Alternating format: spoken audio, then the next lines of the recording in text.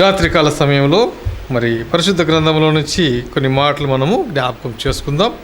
మరి ఈ యొక్క రాత్రికాల మరి ప్రార్థనలో ఒక సందేశం ఏంటంటే, మరి మనల్ని దేవుడు కావలివారు అంటున్నాడు. కావలివాడ అంటే అందరు నిద్రపోతూ ఉన్నారు, మనము మాత్రం మరి మేలుకొండి మొరపెడుతూ ఉన్నాం.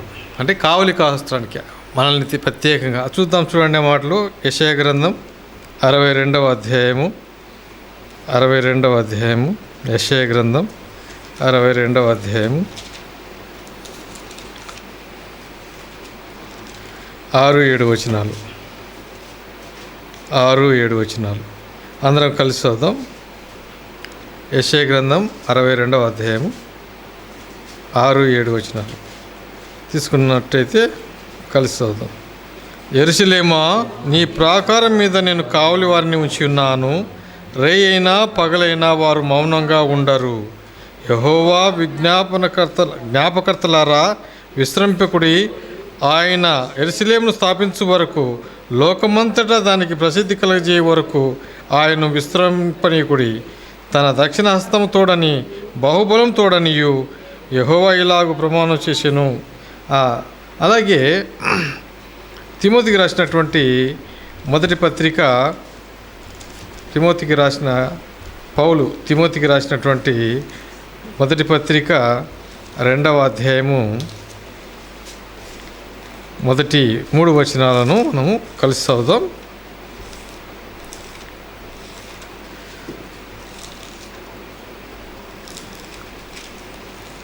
తిమోతికి రాసినటువంటి మొదటి పత్రిక 2వ అధ్యాయము మొదటి 3 వచనాలు, 1, 2, 3 వచనాలు అందరం కలిసి చదువుదాం.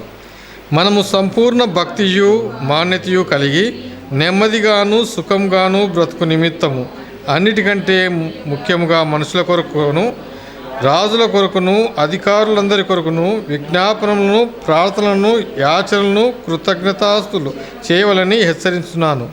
ఇది మంచిదియు మన రక్షకుడకు దేవుని దృష్టికి అనుకూలమునై ఉన్నది.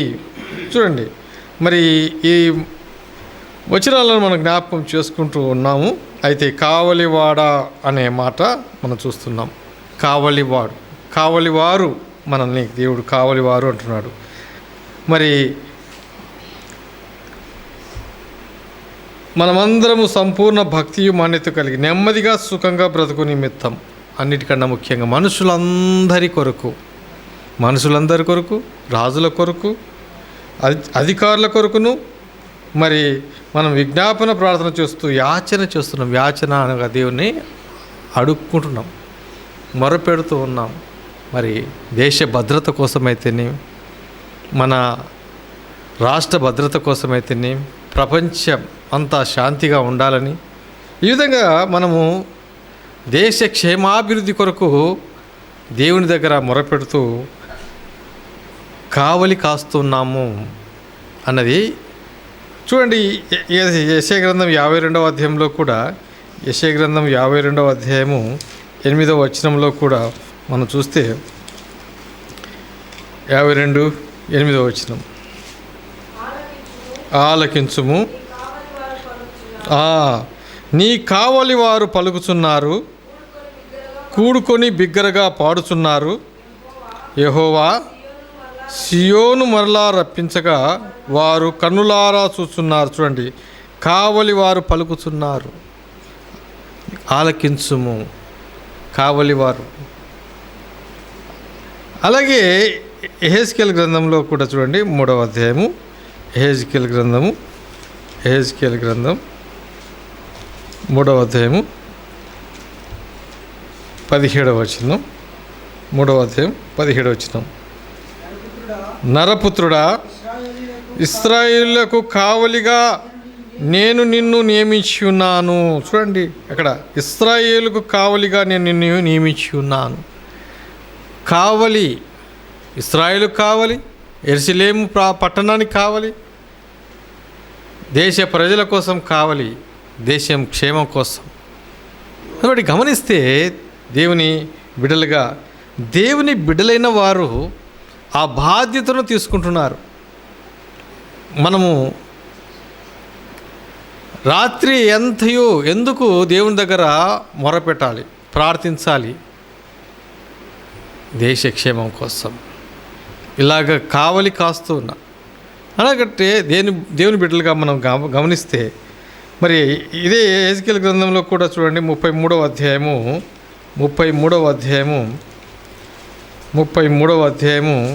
7వ వచనం చూడండి. నరపుత్రుడా, నేను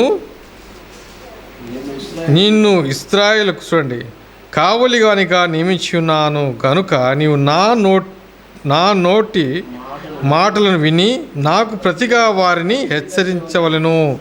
హెచ్చరించటానికే. అందుకోసమే దేవుడు మరి కావలివాడిగా ఉంచుతున్నాడు, హెచ్చరిక చేయటానికి వస్తున్నాడు. దేవుని మాటగా నువ్వు వెళ్ళి సెలవిచ్చు, చెప్పు. వింటే వారు మేలు పొందుతారు, వినకపోతే దేవుని దైవోగ్రత గురవుతారు అని దేవుని యొక్క హెచ్చరికను మనం చూస్తున్నాం. రాత్రికాల సమయంలో కూడా మనం గమనిస్తే లేఖనాల్లో అక్కడ చూస్తాం. ఇర్మియా గ్రంథము 6వ అధ్యాయం 17వ వచనంలోను, అలాగే ఇర్మియా గ్రంథం 31:6లో కూడా మనం చూస్తాం కావలివారుగా. ఏమిటి మనకు ఆ బాధ్యత? అందుకోసమే మనం అందరము అంటే దేశం క్షేమం కావాలి, ప్రజలు బాగుపడాలి, దేశం భద్రత కావాలి అని మొరపెట్టడానికి కావలివారు.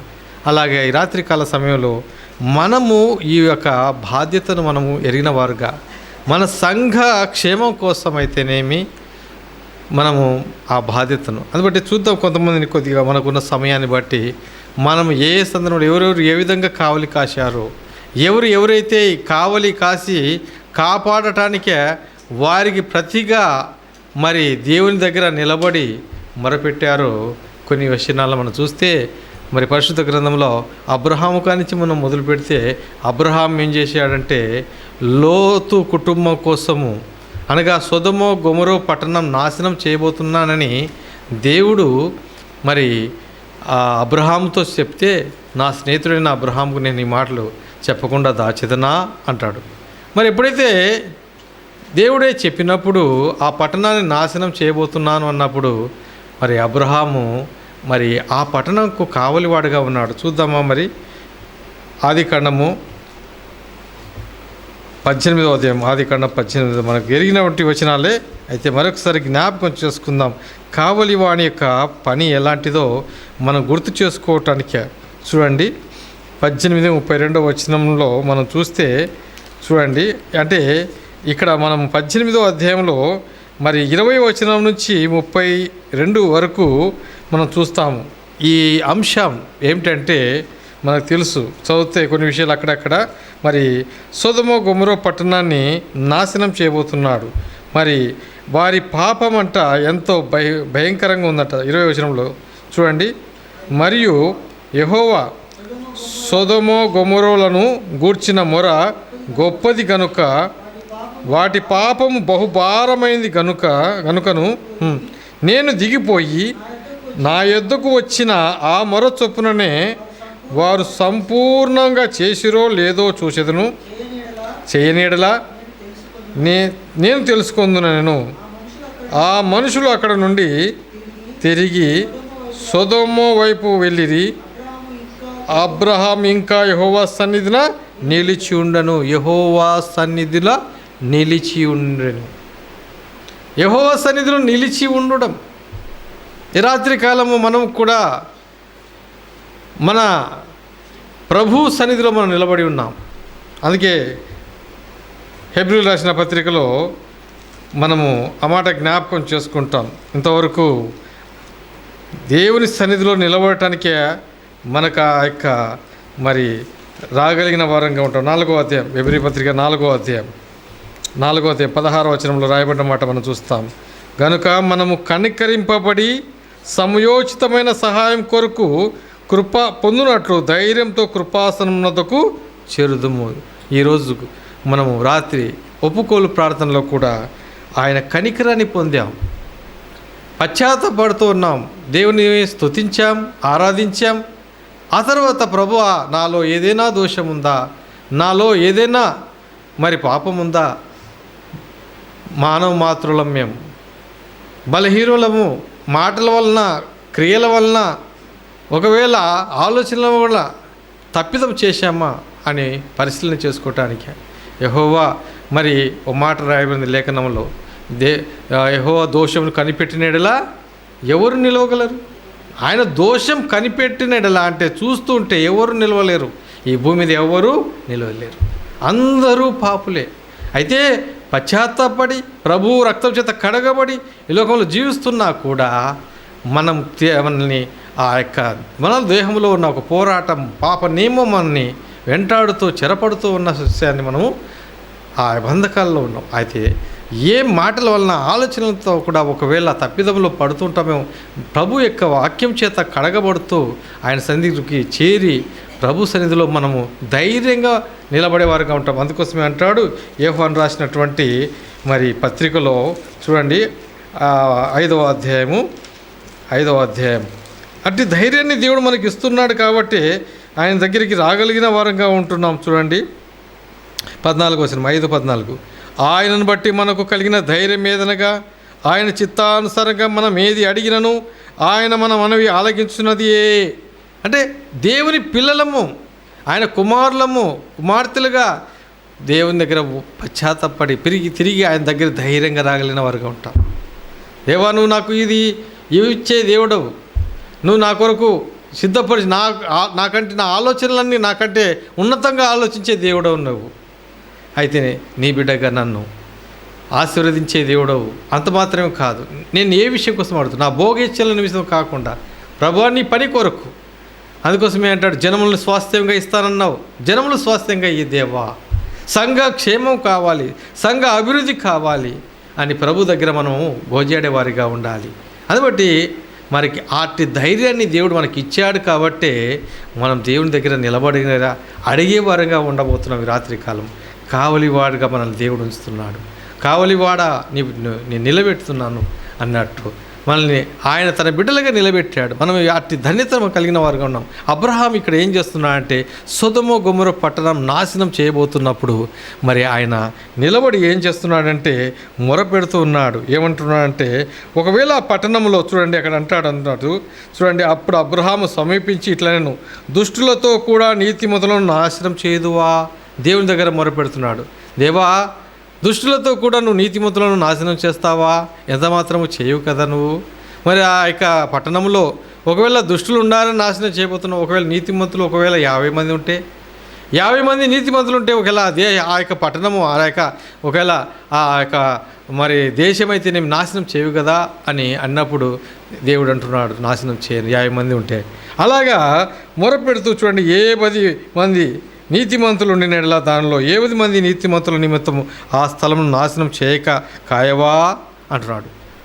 కాచేవాడు కాపరిగా నువ్వే మా కాపరివి దేవా అని మొరపెడుతూ ఉన్నాడు. చూడండి అక్కడ ఆ తర్వాత అక్కడ అంటాడు, ఆ చొప్పున చేసి దుష్టులతో నీతిమంతులను చంపుటకు నీకు దూరం అవునుగాక, నీతిమంతునితో దుష్టునితో సమానంగా ఎంచుట నీకు దూరం అవునుగాక, సర్వలోకమునకు తీర్పు తీర్చువాడు న్యాయము చేయడా. అంటే సర్వలోకానికి నువ్వు న్యాయం తీర్చే దేవుడవు, సర్వలోకానికి తీర్పు తీర్చేవాడవు, నువ్వే న్యాయం చేయవా అని ఆయన దగ్గర గోజాడుతున్నాడు, అడ్డుపడుతున్నాడు, మధ్య ప్రభువా అని మొరపెడుతున్నాడు. ఇక్కడ మనం చూస్తూ ఉన్నాం. ఇక్కడ ఆ 50 మంది నుంచి మొరపెడుతూ ఒక్కొక్క చోట 5 మందిని తగ్గించుకుంటూ మొరపెడుతుంటాడు. అక్కడ అంటాడు, చాలా అంటాడు, నేను ధూళి వంటి వాడిని, నీ దగ్గర నిలబడలేని వాడిని ఎంత మాత్రమో అంటాడు. చూడండి అందుకు అబ్రహాం అంటాడు, ఇదిగో ధూళియు బూడిదనునైనా నేను ప్రభుతో తెగించున్నాను అంటున్నాడు. ప్రభు నీతో తెగించి మాట్లాడుతున్నాను, నిలబడుతున్నాను. అయితే అందులో 50 మందితో కాదు, ఒకవేళ తక్కువ అయితే 50 మంది ఉంటే నేను నాశనం చేయనని దేవుడు అంటున్నాడు. ఆ తర్వాత మళ్ళీ ఒకవేళ 50 మంది లేకపోతే అబ్రహాం ఆలోచన చేసి అంతకంటే అని మళ్ళీ ఒక 45 మందితో అడుగుతున్నాడు. ఆ తర్వాత 40 మంది 35 అట్లా తగ్గుతూ వస్తున్నాడు. అలా 10 మంది దాకా రావడానికి చూడండి మనం చూస్తాము. అక్కడ అంటాడు 32వ వచనంలో, అతడు ప్రభు కోపపడని ఎడల నేను ఇంకొక మారు మాట్లాడదును, ఒకవేళ అక్కడ 10 మంది కనబడుదురేమో అనినప్పుడు ఆయన ఆ 10 మందిని బట్టి నాశనము చేయకుందును. చూడండి ఇక్కడ అబ్రహాము ఎట్లా ఉన్నాడంటే కావలి కాస్తున్నాడు. ఎట్లా అంటే ఆ ప్రాంతాన్ని, ఆ పట్టణాన్ని కావలి కాయడానికి ఎట్లా ప్రాధేయపడుతున్నాడు బాగా మనం గమనిస్తే ఆ ప్రాధేయత మనం చూస్తాం. కావలి అనేది అదేనమాట. కావలి అంటే కొంతమంది కావలి కాస్తుంటారు రాత్రి జామున, దొంగలు రాకూడదని రాత్రి అంతా కావలి తోచుకుంటాడు, వెళ్ళిపోతాడు. తర్వాత మరి అలాగ కాకూడదనే కావలి కాస్తూ ఉంటారు, కావలి వారిని పెట్టేసి. అయితే నాశనం జరగకూడదు. వాడు అపవాది, దొంగ అని పేరు వానికి కదా, వాడు దుష్టుడు అని అనేక పేర్లు ఉన్నాయి. అయితే వాడు మోసగాడని పేరుంది. వాడు ఏ విధంగా మోసం చేయొచ్చో, దొంగతనం చేయొచ్చో, అపహరించుకొని పోవచ్చు. అయితే చూడండి, అయితే దేవుడు మరి ఇక్కడ అంటున్నాడు, మరి ఆ నాశనం చేయబోతున్నాడు. అన్యాయం జరిగింది, పాపం పెరిగిపోయింది. ఆ పాపం అంట ఎంత ఘోరంగా ఉందో దేవుడు సహించలేకపోయాడు. అందుబట్టి ఇక్కడ గమనిస్తే అక్కడ అయితే అందులో నుంచి 50 మంది కానించి 10 మంది దాకా ప్రాధేయపడ్డాడు. ఆ వచనాలన్నీ మనం చూస్తే ఎంతగా ప్రాధేయపడుతున్నాడో ఇక్కడ అబ్రహాము కావలివాడిగా కనపడుతున్నట్టు మనం చూస్తున్నాము. ఆ తర్వాత చూడండి, మరి ఆ విధంగా ఆ పట్టణము నుంచి ఒకవేళ ఆ 10 మంది కూడా లేరు వాస్తవంగా చెప్పాలంటే. అందుకే సొదొమ గొమొర్రా పట్టణము నాశనము చేయబడింది. అక్కడ వెళ్ళినటువంటి దేవుని దూతలు మరి ఆ యొక్క లోతు కుటుంబాన్ని బయటికి తీసుకుని అంటే ఆ పట్టణం నాశనం చేయబడుతుంది కాబట్టి వారిని బయటికి తీసుకొచ్చాడు. ఎందుకు? లోతు నీతిమంతుడుగా దేవుని ఎడల కనపడ్డాడు కాబట్టి అతన్ని రక్షించడం జరిగింది. మనం చూస్తున్నాం ప్రార్థన వలన కదా, అబ్రహాం ప్రార్థన వల్లనే లోతు కుటుంబము కాపాడబడిందని మనం చెప్పవచ్చు. అది బట్టి గమనించండి. అలాగా మరొక విషయం, మరి యాకోబును కూడా మనం జ్ఞాపకం చేసుకుంటే చూడండి, అతను రాత్రంతయు చూడండి ఎక్కడ కూడా ఇతను మరి దేవుని దగ్గర మొరపెడుతున్నాడు, ప్రాధేయపడుతున్నాడు. చూడండి ఆదికాండము 32వ అధ్యాయం 26వ వచనంలో మనం చూస్తాము. అక్కడ కూడా మరి తాను ఏ విషయంలో అంటే తన కుటుంబము తన విషయంలో చూడండి ఆశీర్వదింపబడటానికి మరి భౌతికమైన ఆశీర్వాదం వచ్చింది, కానీ ఆత్మీయమైన ఆశీర్వాదం కొరకు అతను రాత్రంతయో పెనుగులాడాడు. ఈ రాత్రికాలం మనం కూడా ఇందులో నుంచి కొన్ని విషయాలు మనం చూడవచ్చు. మన యొక్క మరి మొదటి పాఠం అబ్రహాం విషయంలో అయితే రక్షణ లేని మన యొక్క బంధువులు, రక్త సంబంధికులు, శ్రేయబులాసులైతేనేమి, స్నేహితులైతేనేమి, వీళ్ళందరి కోసం మనం ఏం చేయాలా? ప్రాధేయపడాలనే విషయాన్ని ఇందులో మనం నేర్చుకోబోతున్నాం. రాత్రికాలం మనం జ్ఞాపకం చేసుకుందాం. మనకు ఎవరెవరు మనము ఎరిగినటువంటి వారు రక్షణ లేక వారు ఉన్నారు, వారి కొరకు ప్రాధేయపడి వారిని కాపాడమని, రక్షణలోకి నడిపించమని ప్రాధేయపడాలి. తర్వాత ఇక్కడ 32వ అధ్యాయంలో చూస్తే యాకోబు విషయంలో మనం చూస్తాం. 26వ వచనంలో చూస్తే ఆయన తెల్లవారుతున్నది కనుక నన్ను పోనిమ్మని అతడు చూడండి, ఆయన తెల్లవారుతున్నది కనుక నన్ను పోనిమ్మనగా అతడు నీవు నన్ను ఆశీర్వదించితేనే కానీ నిన్ను పోనీయనెను. అనగా ఏంటి? ఇక్కడ పై వచనంలో మనం చూస్తాం, యాకోబు ఒక్కడు మిగిలిపోయిన 24వ వచనంలో ఒక నరుడు తెల్లవారు వరకు అతనితో పెనుగులాడెను, తాను అతని గెలుచుటకు చూచి తొడగూటి మీద అతని కొట్టెను. అప్పుడు అతడు ఆయనతో పెనుగులాడటం వలన యాకోబు తొడగూడవలసెను అని ఇక చూస్తున్నాము. ఆ తర్వాత ఆయన తెల్లవారుతున్నది నన్ను పోనిమంటే తెల్లవాళ్ళు పెనుగులాడుతున్నాడు. ఎవరితోటికా? దేవునితోనే పెనుగులాడుతున్నాడు. ఒక నరుడు అని రాయబడింది అక్కడ. అనగా అక్కడ దేవుడే ఒక నరుడిగా యాకోబుతో పెనుగులాడుతూ ఉన్నాడు. అంటే ఈ పెనుగులాట అనే విషయాన్ని మనం చూస్తే అతను మరి నన్ను ఆశీర్వదించు అని రాత్రంతా గోజాడుతూ ఉన్నాడు. అక్కడ రాయబడిన మాట చూస్తాం. హోషేయ గ్రంథంలోకి వెళ్తే అతడు మగసిరి గలవాడై అని రాయబడింది. మగసిరి గలవాడై పోరాడను అంది. కింది వచనంలో చూస్తే అతడు కన్నీళ్లు విడిచెను అని రాయబడింది. అంటే కన్నీళ్ళతోటికే మొర్ర పెడుతుంటే అబ్బా ఈడురా అంటారు కదా, మన యొక్క రాయలసీమ భాషలో వీడురా మొగోడురా అంటారు చూడు, అట్లాంటివి. అంటే మగసిరి గలవాడురా అన్నట్టు చెప్పడం అక్కడ చూస్తున్నాం. అంటే కన్నీళ్లు కార్చి మొరపెట్టి దేవుని దగ్గర ఆశీర్వాదం పొందుకున్నాడు. ఆశీర్వాదం పొందడం ఎట్లాంటి ఆశీర్వాదము? భూ సంబంధమైన ఆశీర్వాదం దేవుడు ఆశీర్వదించినాడు, కానీ ఇంకా నాకు ఆత్మ సంబంధమైన ఆశీర్వాదం కావాలి. అదే ఎప్పుడైతే యాకోబు అక్కడ నీ పేరు ఏమి అన్నప్పుడు ఒప్పుకున్నాడు. మోసగాడు, యాకోబు అనగా మోసగాడని ఒప్పుకున్నాడు. మనం కూడా రాత్రి కాలం నిజంగా మనం పశ్చాత్తపడుతున్నాం దేవుని దగ్గర కదా. ప్రభా, నాలోన ఇంకా ఏదైనా ఉంటే, నా ప్రార్థన ఆలకించకుండా నీకు నాకు అడ్డుగా ఏదైనా ఉందే అది తీసేయి తండ్రి, నేను నీ దగ్గర మొరపెడుతున్నాను, పశ్చాత్తపడుతున్నాను అన్నప్పుడు తండ్రి తన కుమారుల ఎడల జాలి పడుతున్నాడు. మనకు ప్రార్థనకు అంగీకరిస్తున్నాడు. అందుకోసమే అంటాడు, మీరు అడుగుడి మీకు ఇవ్వబడును, వెతుకుడి మీకు దొరుకును, తట్టుడి తీయబడు, అడుగు ప్రతివానికి అంటున్నాడు. అక్కడ అంటాడు కదా, మీ భూ సంబంధమైన అంటే ఈ లోకమైన తండ్రులే తమ కుమారులు మరి చేపనడిగితే పామునిస్తారా కదా, రొట్టెనడిగితే రాయినిస్తారా కదా, ఇవ్వరు కదా. అయితే అంతకంటే మీ పరలోకపు తండ్రి అంతకంటే శ్రేష్టమైనటి మీకు ఇవ్వడా కదా. అంటే భూ సంబంధమైనటువంటి తల్లిదండ్రులు ఎవరు కూడా ఒకవేళ చేపనడిగితే కదా పామునిస్తారా? ఇవ్వరు. చేపడితే బంగారులాగా ఫిష్ ముళ్ళు లేకుండా మంచిగా తీసుకొచ్చి ఫ్రై చేసి తిను నా కుమారుడా అని ఇస్తారు.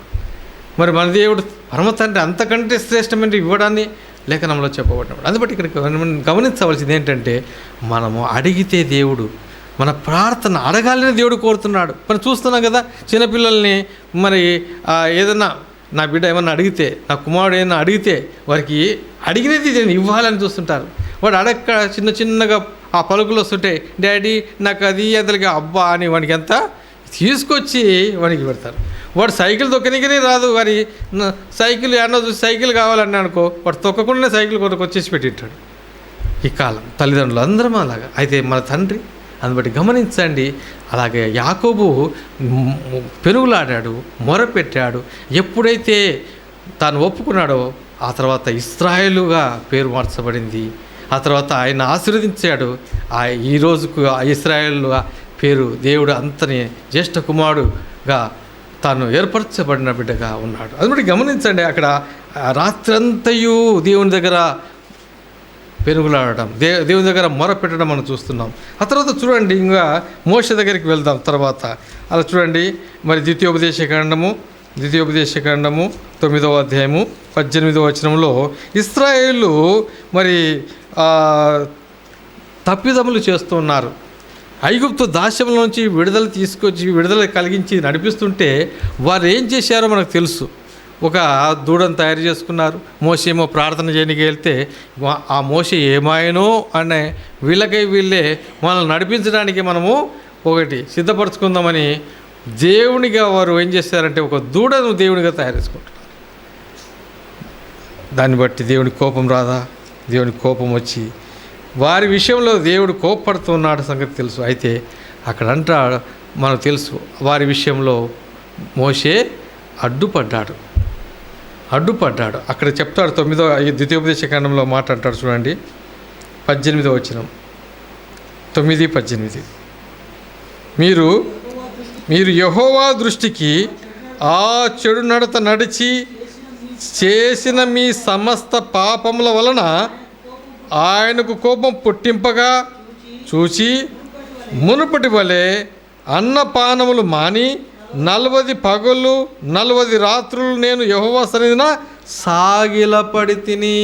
చూడండి, ఇశ్రాయేలుని నాశనం చేయాలని దేవుడి కోపం వచ్చింది.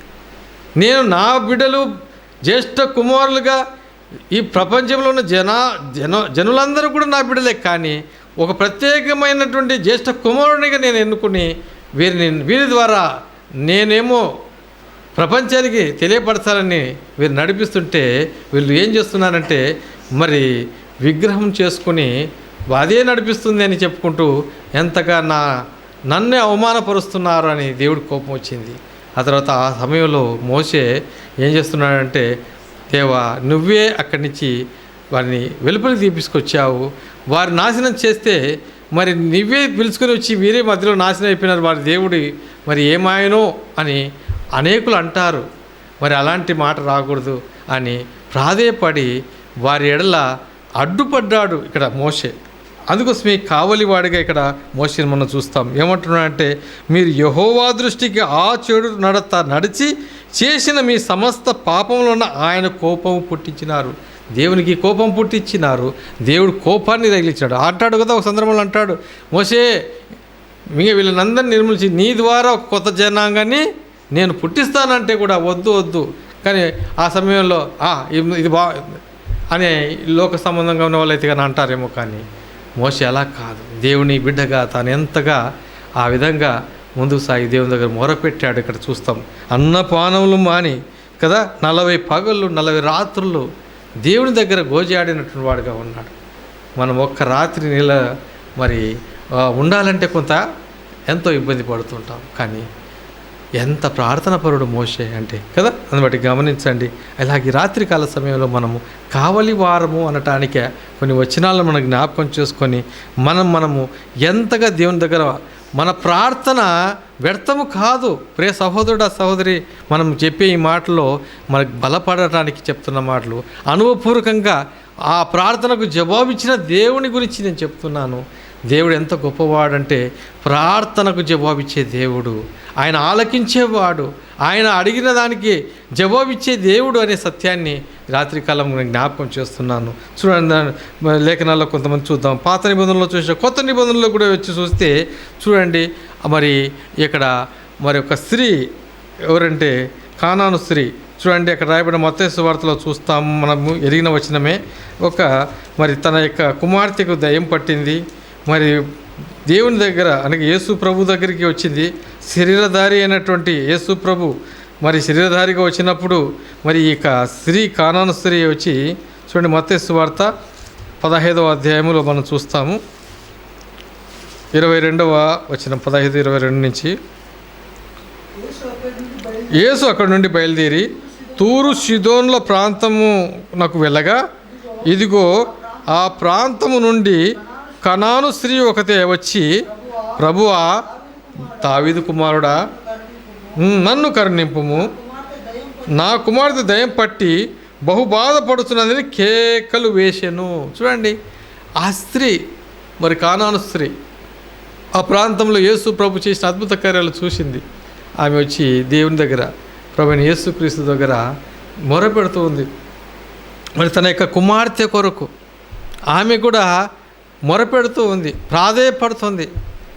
అందుకే మనం కూడా మన తోటివారు, మన యొక్క రక్త సంబంధికులైన వారు కూడా కదా మరి చూస్తే వాస్తవంగా చెప్పాలంటే లోక సంబంధమైన వాటిలో పడ్డారంటే వారికి అనేకమైనటువంటి చెడు అలవాట్లతో దయ్యము పట్టిన వారిలాగానే. అందుకోసమే సేనా దయ్యం పట్టిందని మనం చూస్తాం కదా. అంటే ఒక వ్యక్తికి తాగుడు, జూదము, వ్యభిచారము ఇవన్నీ ఉన్నాయంటే ఎన్ని రకాల దయ్యాలు ఉన్నట్టు. ఆ దయ్యాల నుంచి విడుదల కలగాలి అంటే మనం ఏం చేయాలంటే ప్రాధేయపడాల, బాగుపరచాల, మనం మొరపెట్టాల. మనవారే మంది కాదు. అందుబట్టి గమనించండి, మన కుటుంబంలోనే కొంతమంది అలా ఉంటే కూడా వారి విడుదల కోసం, వారి పాప క్షమాపణ కోసం వారిని మనం ప్రార్థిస్తే ఆ ప్రార్థనకు దేవుడు జవాబిచ్చేవాడుగా ఉంటాడు, వారిని భద్రపరిచేవాడుగా ఉంటాడు, వారిని బయటికి తీసుకొచ్చేవాడుగా ఉంటాడు. ఆ యొక్క లోతును ఏ విధంగా బయటికి తీసుకొచ్చినట్టు అలాంటి గమనించండి. ఇక్కడ రాత్రికాలం మన ప్రార్థనలో ఈ విషయాలు. అందుకోసమే తిమోతి రాసిన పత్రికలో మనం చూసాం కదా, సంపూర్ణ మాన్యత భక్తి కలిగి మనం అందరము సుఖంగా అంటే, అందుకే అందరూ బాగుంటే చాలా చక్కగా. దేశం బాగుందంటే కదా, కరోనా వచ్చింది కదా, ఎంత అల్లోకాలం, ఒకరికి వస్తే ఒకరికి వచ్చేస్తుంది కదా, ఎంత నష్టం, ఎంత ప్రపంచమంతా అతలాకుతలం అయిపోయింది. దానికోసం ఎంతమంది ప్రార్థన చేశారు, ప్రార్థన జవాబిచ్చే దేవుడిగా భద్రపరిచాడు, ఎంతో కాపుదల ఇచ్చిన దేవునికి మనం కృతజ్ఞత చెప్పాలి. అందుబట్టి ప్రార్థనలు ఆలకించే దేవుడు ఈ రాత్రి కాలం మనకి ఇచ్చిన ఈ సమయంలో ప్రార్థనలో మనం జ్ఞాపకం చేసుకోవటానికి చూడండి, ఆ యొక్క స్త్రీ కేకలు వేస్తున్నప్పుడు అక్కడ ఆమె విషయంలో ప్రభువా ఈమె కేకలు వేస్తుంది, ఈమెని పంపే చెయ్యి అంటే ఆమెకు స్వస్థ, ఆమె కోరింది చేసి పంపించు అని అక్కడ చెప్తూ ఉన్నాడు. అయితే దేవుడు ఆ కార్యం చేయడానికి ఆమె పరీక్ష పెట్టాడు. ఆ పరీక్షలో ఆమె విజయం పొందింది. అందుకే మనం కూడా ప్రార్థిస్తే, మొర పెడితే ఒక్కోసారి ఎమ్మడే జవాబు రాలేదు. జవాబు రాకపోతే ఏం దేవుడులే కదా, చాలామందికి నిరుత్సాహం, పరీక్షకు నిలవలేం. ఇక్కడ చూడ ఆ స్త్రీ ఎంతగా తగ్గించుకుందంటే అక్కడ అంటాడు, అంటే పిల్లల రొట్టె ముక్కలు కుక్క పిల్లలకి వేయడం అంటే ఎంత, ఆ మాటకి ఆమె అంటుంది వాటిని తీసుకోవటానికి కూడా మాకు అంటే అర్హత ఉంది అంటుంది. ఆ మాట చదివితే చూడండి ఎంత చాలా చక్కగా. చూడండి అక్కడ రాయబడిన మాట మరి 24వ వచనంలో ఏమంటాడంటే, ఆయన ఇశ్రాయేలు ఇంటి వారిని నశించిన గొర్రెల యొద్దకే కానీ మరి ఎవరి యొద్దకు నేను పంపబడలేదు. ఆయనను ఆమె వచ్చి ఆయనకు మొక్కి, ప్రభువా నాకు సహాయం చేయమని అడిగాను. అందుకు ఆయన, పిల్లల రొట్టె తీసి కుక్క పిల్లలకు వేయుట యుక్తము కాదని చెప్పగా ఆమె, నిజమే ప్రభువా, కుక్క పిల్లలు కూడా తమ యజమానుని బల్ల మీద నుండి పడు ముక్కలు తినును కదా అని చెప్పాను. అందుకు యేసు, అమ్మా నీ విశ్వాసము గొప్పది, నీవు కోరినట్టు నీకు అవునుగాక అని చెప్పాను. అక్కడ ఆమె ఎంత తగ్గించుకుందంటే ఆ తగ్గింపుకు పరీక్ష అది. ఈ విషయాన్ని కొంతమంది తెలియక ఏమిటి అలా ఒకప్పుడు నేను కూడా తెలియని సందర్భంలో కొత్తలో మరి ఇంకా యవ్వన కాలంలో బైబిల్ చదువుతూ వస్తున్నప్పుడు నాకు కూడా ఆ పదం కాడ ఏంటి ప్రభు ఆ విధంగా అన్నాడు అనిపించింది. తర్వాత నా జవాబు నాకు దొరికింది. అది గమనించండి ప్రేమంటి దేవుని బిడ్డలారా, మన జీవితంలో మనం అడిగినప్పుడు కూడా అడిగిన వెంటనే జవాబు రాకపోతే కొంత మనకు ఎంబడే నిరుత్సాహం కలుగుతుంది. కానీ మనం గోజాడాలా, మొర పెట్టాలా, ఎంతగా దేవుని మొర పెడితే దేవుడు అది చూస్తాడు. అందుకే పూర్ణ హృదయంతో, నువ్వు పూర్ణ ఆత్మతో ఆయన ప్రేమిస్తున్నావా, ఆయన అడుగుతున్నావా, ఆయన దగ్గరికి వస్తున్నావా అనేది చాలా ప్రాముఖ్యం. కొంతమంది జీవితాల్లో ఎలా ఉంటుందంటే ఇందాక చెప్పినట్టు నాన్న, కష్టం వస్తేనే దేవుడు, కష్టం తీరితే మళ్ళీ దేవుడు పట్టించుకోరు. అందుకే దేవుడు అప్పుడప్పుడు కష్టాలు దుఃఖాలు పెడుతూ పంపిస్తుంటాడేమో అని అనిపిస్తుంటుంది కదా. కానీ అది కాదు. దేవుడు అంటే ఇష్టంగా నువ్వు సాగితే, దేవుని బిడ్డగా సంపూర్ణంగా ఉంటే దేవుడు ప్రతిదీ కూడా నిన్ను చక్కగా సమాధానంతో నడిపిస్తాడనే సత్యము మనం నిజంగా దేవుని బిడ్డలుగా ఎరిగిన వారు. కానీ చూద్దాం చూడండి, అలాగా చాలామంది అయితే చాలా విషయాలు మనం చూస్తూ ఉన్నాం. కొన్ని విషయాలు అయితే చూడండి, ఇంకా మరి కావలివారు అన్న విషయంలో ఒక మాట కొత్త నిబంధనలో మనం చూస్తాం. అపోస్తుల కార్యంలో 12వ అధ్యాయంలో మనం చూస్తాం. సంఘం అక్కడ పేతురు చెరసాల్లో వేయబడ్డాడు కదా. పేతురు చెరసాల్లో వేయబడ్డాడు. అప్పటికే యాకోబు మరి చంపబడడం మనం చూస్తున్నాం. మరి ఆ తర్వాత ఇంకా పేతురుని కూడా చంపేస్తారేమో అని సంఘం అయితే అత్యంత ఆసక్తితో ప్రార్థిస్తుంది. ఈ అత్యంత ఆసక్తే వారి ఎడల రాత్రి అంతా వారు నిద్రగాస్తూ ప్రార్థిస్తున్నారు, మొరపెడుతున్నారు. అక్కడ చూస్తాం, చదవండి అన్నమాట. అపొస్తలుల కార్యములు 12వ అధ్యాయము 5వ వచనం. పేతురు చెరసాల్లో ఉంచబడెను, సంఘమైతే అతని కొరకు అత్యాసక్తితో దేవునికి ప్రార్థన చేస్తూ ఉండేను. చూడండి అక్కడ రాయబడిన మాటలు ఉన్నాయి. సంఘం అయితే అతని కొరకు అత్యాసక్తితో దేవునికి ప్రార్థన. మామూలు కాదు, ప్రార్థన ఎలా ఉంది? అత్యాసక్తిగా. ప్రభువా నువ్వు ఖచ్చితంగా నువ్వు ఆ చెరసాల నుంచి విడుదల చేస్తున్నావు దేవా, చేస్తున్నావు. నీవు అసాధ్యమైంది ఏది లేదని వారు మొర పెడుతూ ప్రార్థన చేస్తూ ఉండగా అద్భుతం జరిగింది.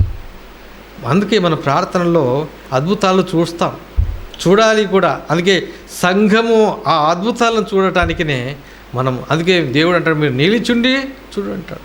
మనం నిలిచుండి చూడాలి, ప్రార్థన చేయాలి, నిలిచుండి చూడాలి. కార్యములను సఫలం చేస్తాడు దేవుడు, నెరవేరుస్తాడు దేవుడు. అందుబట్టి గమనించండి ఇక్కడ.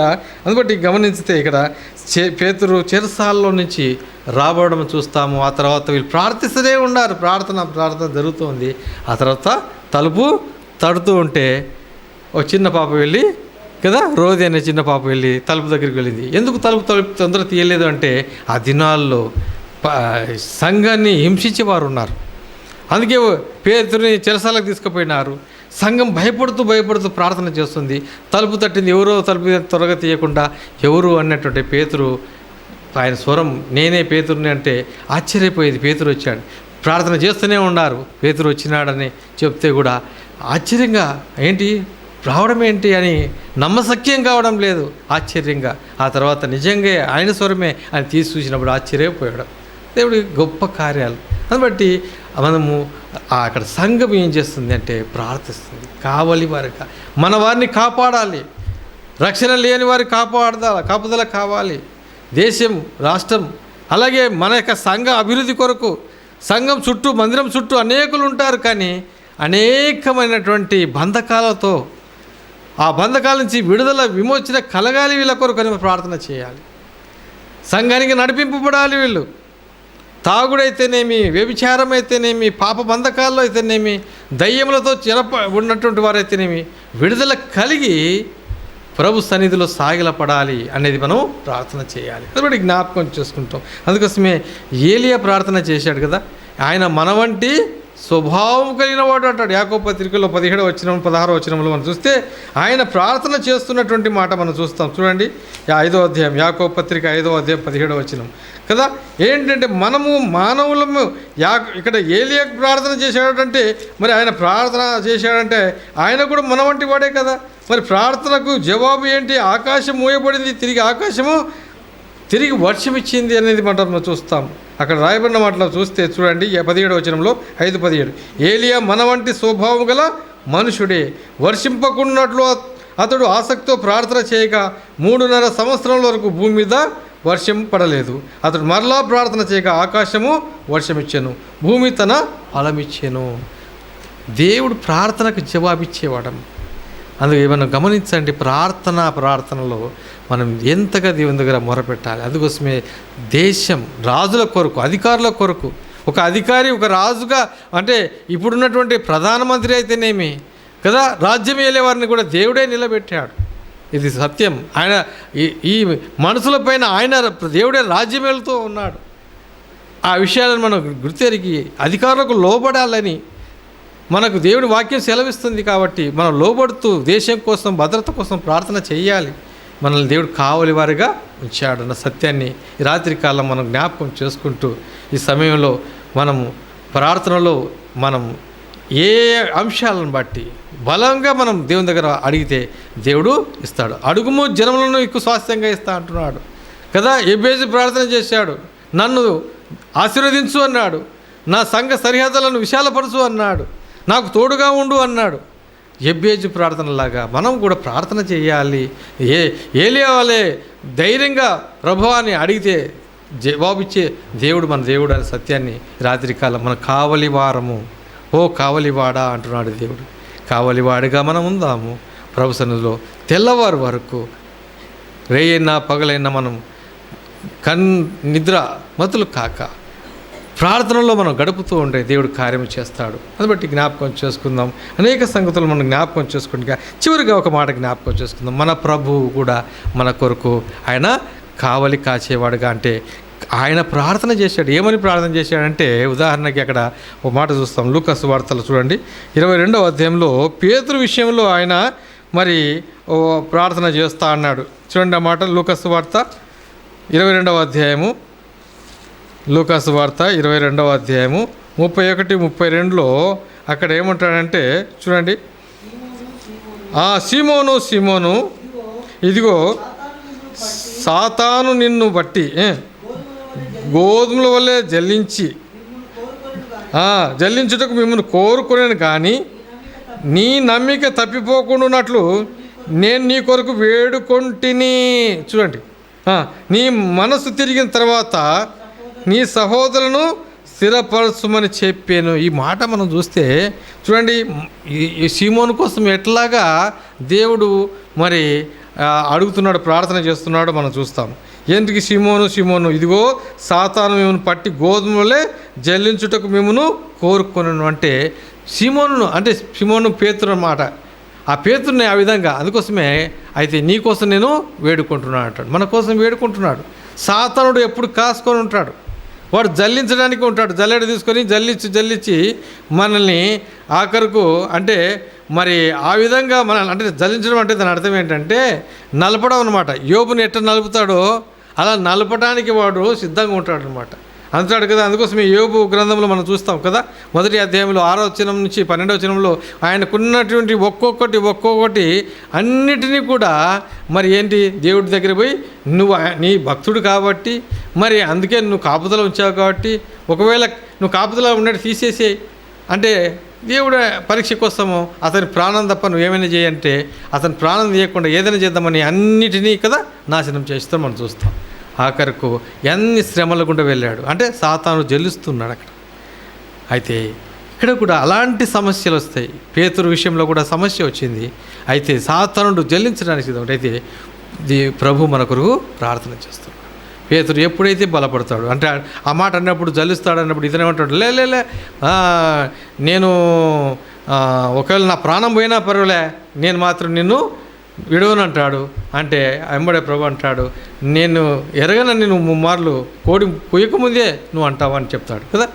ఆ మాట వాస్తవంగా అది దేవునికి సమస్తం తెలుసు. అయితే ఇక్కడ ఎప్పుడైతే అందుకోసమే జల్లించేవాడుగా ఉన్నాడు సాతానుడు అని మనం చూస్తాం కదా. అందుబట్టి గమనించండి, ఒక మాట గమనించండి. లేఖనాల ప్రకారంగా ఆమోసు గ్రంథం 9వ అధ్యాయం 9వ వచనంలో చూడండి, అటు జల్లించే విషయంలో అక్కడ రాయబడిన మాట చూస్తాం. ఆమోసు గ్రంథం 9:9లో చూడండి. ఆమోసు గ్రంథం 9వ అధ్యాయం 9వ వచనంలో, నేను ఆజ్ఞయ్యగా ఒకడు ధాన్యమును జల్లెడతో జల్లించినట్లు ఇశ్రాయేలును అన్యజనులందరిలో జల్లించుదును కానీ ఒక్క గింజనైనా నేల రాలదు. చూడండి, అంటే ఇక్కడ ఏంటి, ఇశ్రాయేలు చేసినటువంటి తప్పిదాలకు ఇక్కడ ఏమవుతుంది, అన్యజనులలో వారు చెదిరిపోయేటట్టు చేస్తున్నాడు, జల్లెడ పడుతున్నట్టు ఆ మాట మనం చూస్తూ ఉన్నాం. అందుబట్టి అయితే సాతానుడు అనేక రీతులుగా వాడు జల్లించడానికి వాడు ప్రయత్నిస్తున్నాడు. అందుకోసమే అంటాడు, పేతురు రాసిన పత్రికలో అంటాడు, వాడు సాతానుడు అంట సింహం వల్లే గర్జించడానికి వస్తుంటాడు కదా.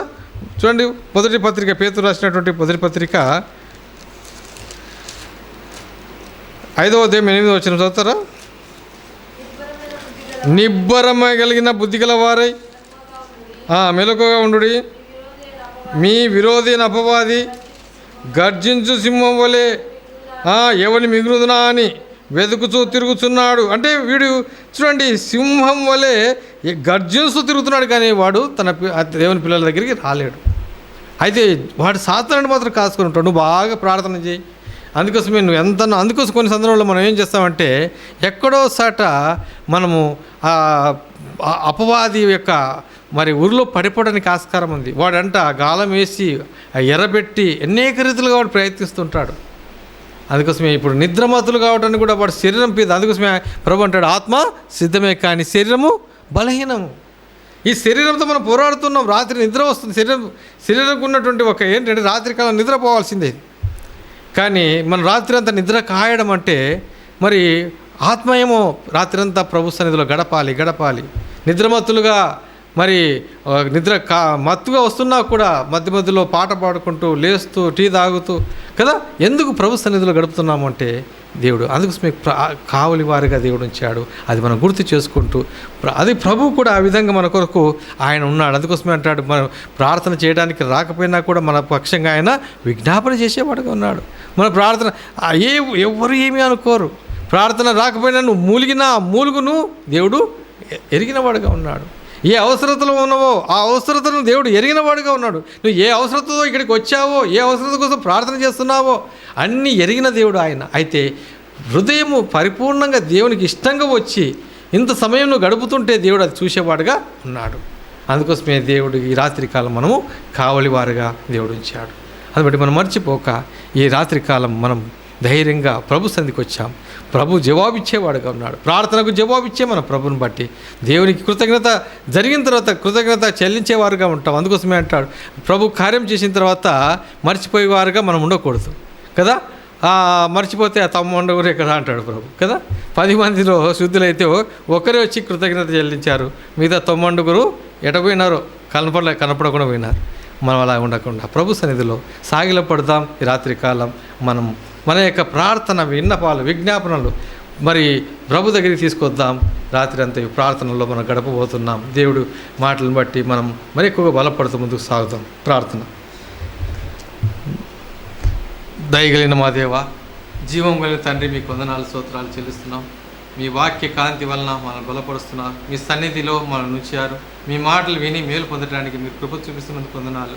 మనం బలపరిచే దేవుడు మీరు. మీ మాటలు విన్నా ఆనాడు అబ్రహాము తండ్రి కావలివాడుగా ప్రాధేయపడ్డాడు. అలాగే యాకోబు తండ్రి తాను కూడా రాత్రంతా పెనుగులాడాడు తండ్రి.